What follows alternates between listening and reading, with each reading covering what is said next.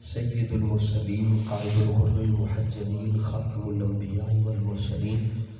تاجدار دو جہاں جانے جانا جانے ایمان کعبے کے بدر دجا طیبہ کے شمس الضحیٰ شافع روز جزا دافع جملہ بلا آب و گلے انبیاء جانو دلے اصفیاء امام الانبیاء جناب سیدنا محمد رسول اللہ صلی اللہ تعالیٰ علیہ وآلہ وسلم کی ذات اقدس و اطہر و انور و اجمل و اکمل و اعطر پر، آپ کی نسل پاک کے تمام نوری افراد پر، آپ کے تمام اصحاب پر اور قیامت تک آپ کی پیروی اور آپ کی اتباع اور آپ سے بے حد اور بے پناہ محبت کرنے والوں پر اللہ تعالیٰ کی کروڑہ رحمتوں کا نزول ہوتا رہے۔ تمام سادات کرام آج کے اس عرص پاک میں جلوہ فرما ہوئے اور تمام طریقت کے اور اصحاب رحمۃ اللہ تعالیٰ کے بتائے ہوئے راستے کے جو سالکین ہیں اور آپ کے بتائے ہوئے معاملات پر جنہوں نے اپنے آپ کو چلایا، آپ حضرات مبارک ساتھوں میں اور مبارک جگہ پر بیٹھے ہوئے ہیں۔ میرے استاذ بھی یہاں پر موجود ہیں اور میرے محسن برادر مکرم جنہوں نے آخر کا نام لیا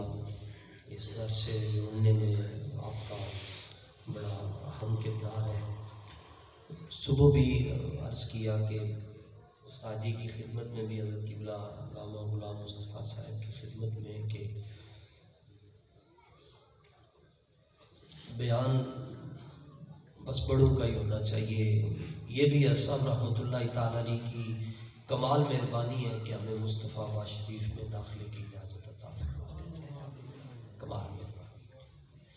تو آپ حضرات کی خدمت میں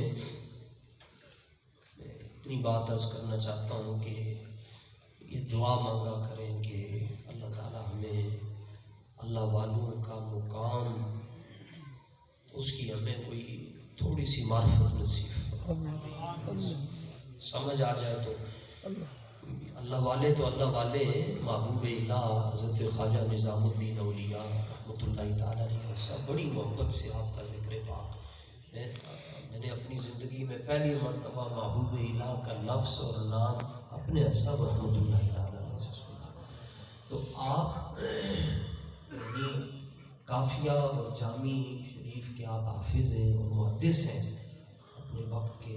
لیکن اگر سامنے سے کتا ایک مرتبہ گزرا تو آپ اس کے ادب میں کھڑے ہو گئے۔ ظاہر ہے جو اہل علم ہوتے ہیں وہ ان باتوں کو بہت نوٹ کرتے ہیں۔ تو انہوں نے عرض کیا کہ حضور آج آپ ایک جو ہے ہی کتا، اس کی تعظیم کون کرتا ہے؟ جو وہی کتا ہے۔ تو آپ نے فرمایا کہ اصل بات یہ ہے، بہت عرصہ پہلے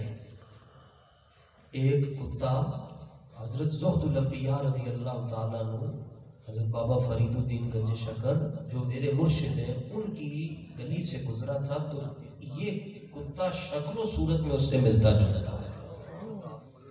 تو میں اپنے مرشد کی گلیوں میں چلنے والا جو کتا ہے اس سے ملتا جلتا مجھے کتا نظر آیا، میں اس کی محبت میں کھڑا ہو گیا۔ ہمارے پنجابی میں اس کو یوں کہتے ہیں اساں وہ اکھاں ڈیٹھیاں جن اکھاں دل بھر ڈیٹھا۔ تو مجھے بڑی اچھی طرح یاد ہے حضرت امیر المجاہدین علامہ خادم حسین رضوی صاحب رحمۃ اللہ تعالیٰ علیہ، ہمارے پیر بھائی حضرت مولانا محمد علی نقشبندی صاحب کے ساتھ یہاں پر آتے تھے، اور یہ جو مسجد شریف کا آخری حصہ ہے یہاں پر استاذ بیٹھ کر ہمارے اسحاب کا بیان سنتے ہیں۔ وہ کونے پہ خود میں نے ایک مرتبہ استاذ گرامی کی بارگاہ میں وہاں کونے پہ بیٹھے ہوئے تھے جہاں سے یہ تھڑا جاتا آخر میں نے خود عرض کیا، اور اگر یہ بات نہ کہی ہو تو میں گنگا ہو جاؤں گا، میں بول نہ سکوں ساری زندگی۔ خود میں نے عرض کیا استاد جی آپ آگے تشریف لے جائیں۔ تو غالباً اس سے ملتا جملہ جو آپ نے مجھے جواب دیا وہ یہ تھا، آپ نے فرمایا ساری دنیا میرے کو ڈرتی ہے، میں تیرے بابے کو ڈرتا ہوں۔ اس سے قریب ملتا جملہ استاد گرامی نے تو ہم نہیں سمجھ سکے جی اصحاب رحمۃ اللہ، ورنہ آپ کی تو کمال اللہ تعالیٰ نے یہ اصول طریقت ہے، اپنے شیخ کو جب تک آپ اپنے وقت کا غوث نہ سمجھیں آپ کو فیض کخ بھی نصیب نہیں۔ ایک تو ہے نا سمجھنا، اور ہمارے شیخ اس رتبے پر فائز ہیں، اس رتبے پر فائز ہیں۔ اور یعنی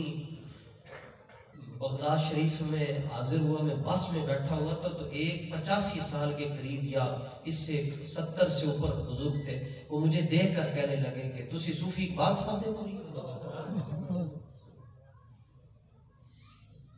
تو یہاں علم کا سکہ نہیں چلتا، یہاں نگاہ کا فیض چلتا ہے۔ تو تعظیم سے شرک نہیں ہوتا، اور سب رحمۃ اللہ تعالیٰ نے اپنی تعظیم کرنے ہی نہیں دی، اور ہم بھی کہتے کہ ٹھیک ہے نہیں کرنے دے رہے تو نہیں کرنی، حالانکہ تعظیم کے بغیر ملتا بھی تو کچھ نہیں۔ جس کو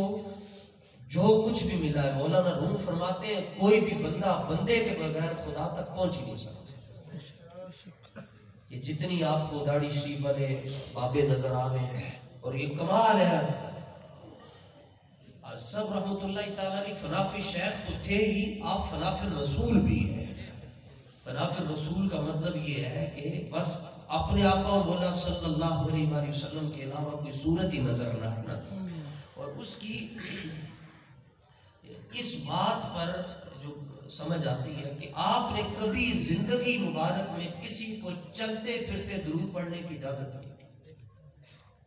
قرب تو استاذوں کو نصیب رہا، اندر بیٹھ کر تو یہ باتیں آپ جو وعدہ لیتے تھے درود خضری کا، وہ فرماتے تھے فجر کی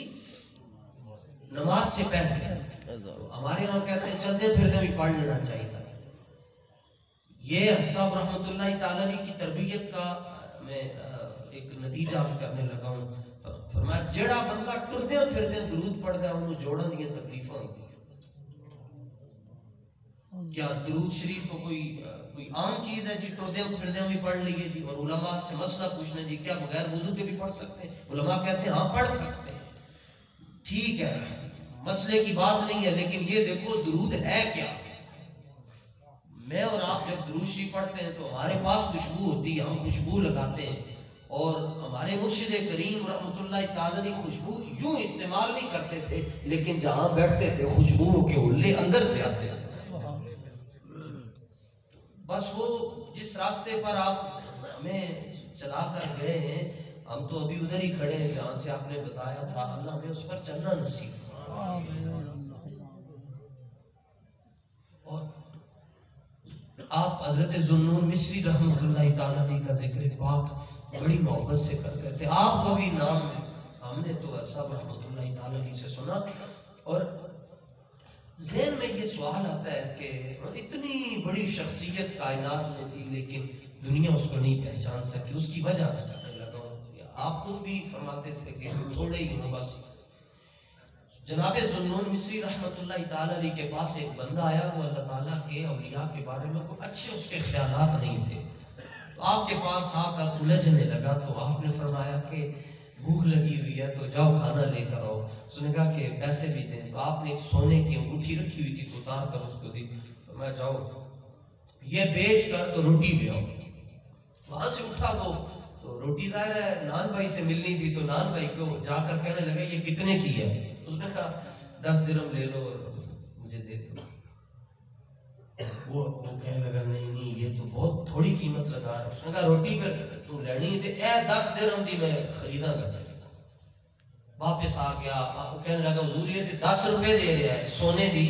گشتری ہے، سونے دی انگوٹھی۔ آپ نے فرمایا ہن سرافہ بازار جا۔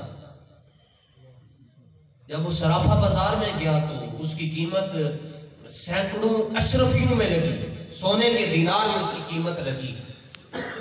بڑا حیران ہوا کہ وہ 10 درہم دے رہا سی، اے سینکڑوں دے حساب دے نال سونے دیاں اشرفیاں دے رہا، سکے دے رہا، واپس آیا آپ دے کول، انہیں کہ حضور ماجرا کیے، ایک 10 درہم دی دے رہا ہے تے ایک سینکڑوں اشرفیاں دے بدلے چ خرید رہا، فرمایا تینوں سمجھان واسطے بھیجا سی، تو اللہ والے دے بارے اتنا ہی جانتا ہے جتنا نان بھائی اس انگوٹھی دے بارے جانتا ہے۔ اللہ ہمیں تو اتنی بھی نہیں۔ اور ابھی یہ صغیر بھائی بات بڑی اچھی کر رہے تھے کہ ہماری اس بارگاہ میں کوئی حیثیت نہیں ہے، لیکن اس میں تھوڑا سا اگر ہم تفکر کریں تو اسی بارگاہ میں تو ہماری حیثیت ہے، اس کے علاوہ ہمیں جانتا کون ہے، اس نسبت کے علاوہ ہمارے پاس ہے کیا؟ اور وہ جو میں نے بات عرض کی کہ آپ اس پر گھنٹوں آپ، چونکہ ہم تو خالی کال والے ہیں، حضرت قبلہ علی صاحب اور استاد غلام مصطفیٰ صاحب، یہ وہ لوگ ہیں جنہوں نے قرب دیکھا، جنہوں نے حال دیکھا، ہم نے صرف کال دیکھا کہ 15 بار سب فرماتے ہیں بس آپ یہ بس کر دیں، اور ان کو کہہ رہے ہیں کہ جو چوکڑی مار کے بیٹھے ہوئے اور خود صاحب رحمۃ اللہ تعالی علیہ دوزانو بیٹھے اور 6 گھنٹے بیٹھے ہوئے ہیں، ان کو کہہ رہے ہیں تھاپیے بس کر دیں، بس چلو جی بس کر دیں۔ آپ نے اپنے آپ کو یوں ہی چھپا کے رکھا کہ بس فرمایا کہ کوئی جانے ہی نہ۔ یہ بھی اولیاء کرام کی خاص ایک ان کی قسم ہے اولیاء کی، جو کہتے ہیں ہمارا نام ہی نہیں، بس اللہ کا نام ہو اور اللہ کے محبوب کا نام ہو۔ مجھے حضرت سلطان العارفین ادب سیکھنا ہے تو سلطان باؤ رحمۃ اللہ تعالی علیہ سے سیکھیں، اور صاحب نے اسی بات پر زور دیا۔ صبح بھی میں اپنے پیر بھائیوں کو عرض کر رہا تھا کہ سال میں ایک دن ہوتا ہے ہمارے پاس، اس پہ بھی اگر صاحب رحمۃ اللہ تعالی علیہ کے مزار شریف کے اوپر کھڑے ہو کر ہم نے پیر بھائیوں کو آداب سکھانے، تو پھر بہتر نہیں ہے کہ ہم خالی ادھر بیٹھ کے واپس چلے جائیں؟ یعنی وہاں بھی اگر ہمیں محنت کرنی ہے، جی تہاڈی مہربانی ایتھے نہ کھلو، ایتھے نہ کھلو، انج نہ کرو، وہ 1 گھنٹہ وہ خالی مزار شریف کا غسل نہیں ہو رہا ہوتا، وہ ہمارے دل کی غلاظتوں کا غسل ہو رہا ہوتا ہے۔ ان کو ضرورت ہی نہیں ہے، ان کو کسی چادر کی ضرورت نہیں ہے، وہ جہاں پر فائز ہو چکے ہیں۔ اس لیے تو فرمایا رات کو ان کی بارگاہوں میں نہیں حاضری دینی چاہیے، مغرب کے بعد بند ہو جاتے ہیں جو اولیاء کاملین کے مزارات ہیں۔ فرمایا جب رات آ جاتی ہے، سورج غروب ہو جاتا ہے، تو جو اولیاء کاملین ہیں یہ سارے کے سارے رسول اللہ کی بارگاہ میں پہنچے ہوئے ہیں۔ فرمایا اگر جائیں تو پھر یہ انداز ہوتے ہیں کچھ لوگوں کے، ہم نے دیکھے جو بڑے بس وہ دروازے پر صرف اپنے پورے رکھ کر کہ آپ بڑی بارگاہ میں بیٹھے ہوئے ہیں تو ہمارا بھی کسی طرح وہاں سے خارج والا معاملہ فرما دیں۔ تو بس یہاں جب بھی جائیں یہ بس صرف آپ پہنچ کے مصطفیٰ آباد شریف میں، اگر آپ کو یقین نہیں ہے کہ مجھے یہاں آنے سے کچھ نہیں ملتا، پھر آپ قبر کے بوسے بھی لیتے رہے، کچھ نہیں ملے گا۔ اور اگر آپ کو یقین ہے کہ میں اپنے محبوب اور اپنے مرشد کی نگری میں آ گیا ہوں، آپ کے مسئلے حل ہو جائیں گے۔ تو آپ مطلب اگر اس بات پر بات کریں تو لمبی ہے کہ آپ اتنے فنا فی رسول ہیں کہ وقت کے ایک شیخ الحدیث تھے اور بہت بڑے عالم تھے، اور صاحب رحمۃ اللہ تعالی علیہ ان کے ساتھ کسی کے گھر میں داخل ہو رہے اور عدم توجہ کی بنا پر ان کا پاؤں گھر میں داخل ہوتے ہوئے الٹا آ گیا، اور صاحب رحمۃ اللہ تعالی علیہ کو کسی نے سر اٹھا کر چلتے ہوئے نہیں دیکھا، نگاہیں بھی نہیں اٹھائی۔ آپ نے ساری زندگی فرمایا نیوی پا کے ٹردیاں رہنا چنگا لگا، اور جھکا کے رکھی یہ غازی یہ تیرے پراسرار بندے جنہیں تو نے بخش، ذوق خدائی والے تھے۔ تو نگاہیں جھکی ہوئی ہیں، اور وقت کے شیخ الحدیث سے حافظ قاری عالم میں وہ کسی کے گھر میں داخل ہو رہے ہیں تو ان کا بایاں پاؤں جا رہا ہے اندر، اور صاحب ان کو فرما رہے ہیں آپ کو پتہ نہیں سنت کیا کہ گھر میں داخل ہوتے ہوئے پہلے دایاں پاؤں رکھا جاتا ہے۔ یہ فنا فی رسول تھے، اس موقع پر آپ فائز ہیں۔ اللہ تعالیٰ ان کے مزار شریف کی مٹی کا صدقہ ہمارے حوالے باطنیہ پر کرم فرمائے، ہمارا اندر صاف ہو جائے، اور اللہ تعالیٰ آپ کے اس مبارک آستانے پر ہمیں صدا آنے کی اور ہماری نسلوں کو بھی آنے کی اجازت عطا فرماتا ہے۔ آپ تمام حضرات سے گزارش کروں گا کہ آپ آتے رہا کریں۔ وہ مجدد پاک رحمۃ اللہ تعالی علیہ ایک محبت کرنے والا تھا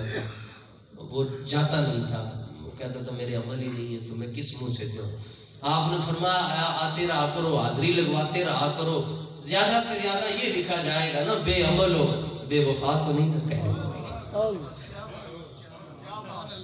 حاضری لگواتے رہا کرو، کلاس میں بھلے سبق نہ بھی یاد ہو تو کوئی یہ تو نہیں کہے گا نا بے وفا ہے، زیادہ سے زیادہ یہ کہے گا نکھٹو ہے۔